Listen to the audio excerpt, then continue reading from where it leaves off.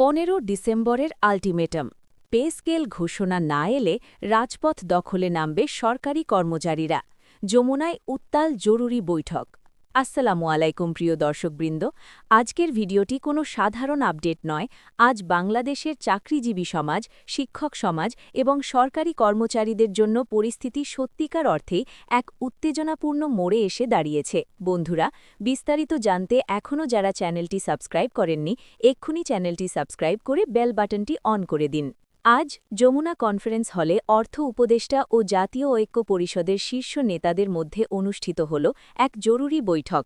আর সেই বৈঠক থেকেই বেরিয়ে এলো এমন এক বার্তা যা দেশের প্রশাসনিক অঙ্গনকে এখন পুরোপুরি আলোড়িত করে দিয়েছে। গত কয়েক সপ্তাহ ধরে জাতীয় নবম পে স্কেল নিয়ে উত্তেজনা, দোটানা ও বিস্তর অভিযোগে ভরে গেছে সরকারি অফিসগুলো।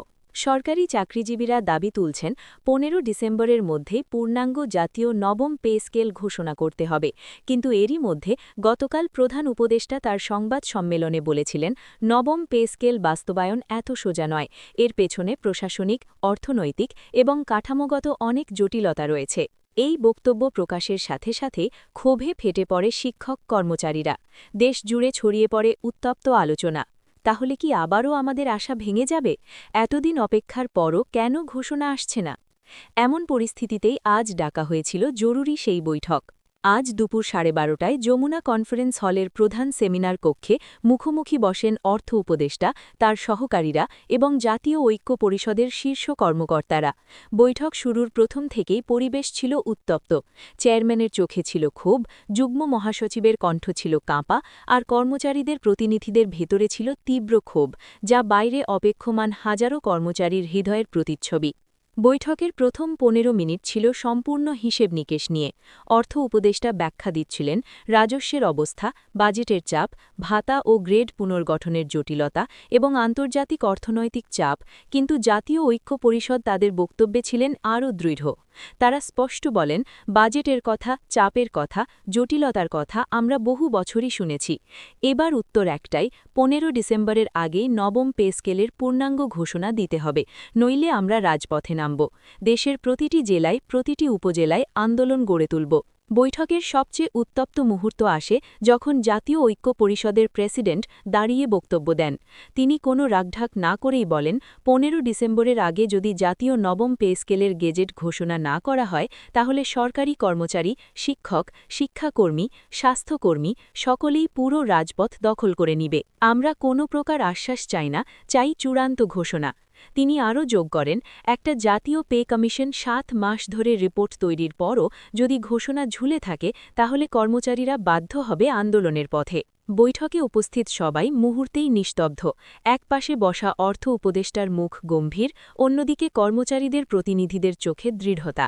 প্রধান উপদেষ্টার কালকের সংবাদ সম্মেলনে প্রধান উপদেষ্টা বলেছিলেন, নতুন পে স্কেল বাস্তবায়ন করতে প্রচুর অর্থের প্রয়োজন। দেশের অর্থনীতি এখন কঠিন সময় পার করছে। এই বক্তব্যের পরই দেশের শিক্ষক কর্মচারীরা সামাজিক যোগাযোগ মাধ্যমে তীব্র প্রতিক্রিয়া প্রকাশ করেন।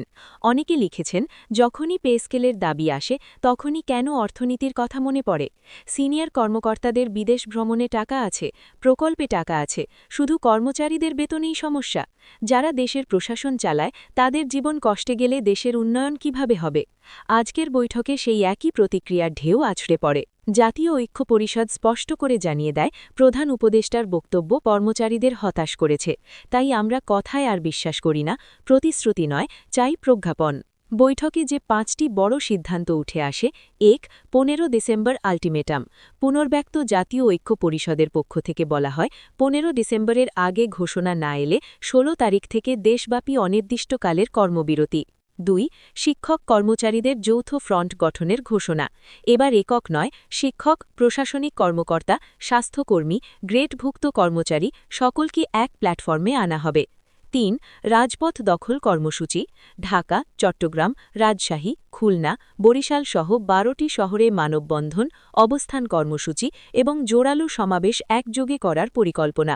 4 সরকারকে 48 ঘণ্টার মধ্যে ব্যাখ্যা দেওয়ার দাবি পে স্কেল কেন আটকে আছে এ বিষয়ে লিখিত ব্যাখ্যা চেয়েছে পরিষদ 5 গ্যাজেট প্রকাশ না হলে প্রশাসনিক কার্যক্রম ধীর করে দেওয়ার হুমকি অফিস কার্যক্রম নথি প্রক্রিয়াকরণ রিপোর্টিং সবকিছু স্লো মোডে নেওয়ার ঘোষণা বৈঠকের খবর ছড়িয়ে পড়ার পরই সামাজিক যোগাযোগ মাধ্যমে বিস্ফোরণ হাজারো কর্মচারী লিখছেন আর দেরি নয় 15 ডিসেম্বরই শেষ সময় আমরা প্রস্তুত অনেকে লিখেছেন সরকার যদি আমাদের কণ্ঠ না শোনে তাহলে দেশের প্রশাসন বন্ধ হয়ে যাবে আমাদের জীবনের সঙ্গে বেঁচে থাকার লড়াই জড়িত বৈঠক শেষে সাংবাদিকরা অর্থ উপদেষ্টাকে প্রশ্ন করলে তিনি বলেন সবাইকে শান্ত থাকতে বলছি আমরা চেষ্টা করছি কিন্তু নতুন পে স্কেলের বিষয়টি আর্থিক এবং কারিগরি দিক থেকে অত্যন্ত জটিল আশা করছি সমাধান হবে তারই আশা করছি বাক্যটি কর্মচারীদের মধ্যে নতুন করে সন্দেহ তৈরি করেছে গত ৮ বছরের মধ্যে বেতন বৃদ্ধি হয়নি মুদ্রাস্ফীতি বেড়েছে ৪ গুণেরও বেশি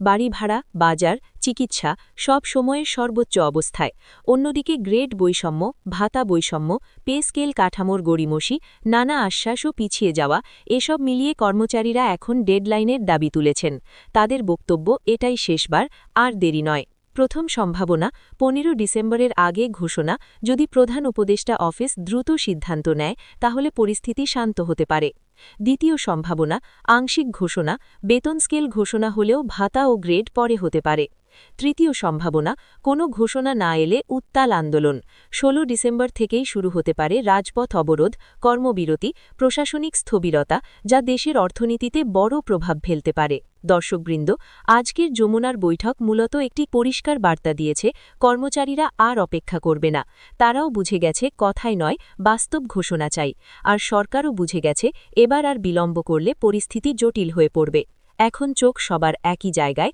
15 ডিসেম্বর ঘোষণা আসবে নাকি শুরু হবে দেশের সবচেয়ে বড় কর্মচারী আন্দোলন আপনারা কি মনে করেন 15 ডিসেম্বরের আগে কি ঘোষণা আসবে কমেন্টে জানাতে পারেন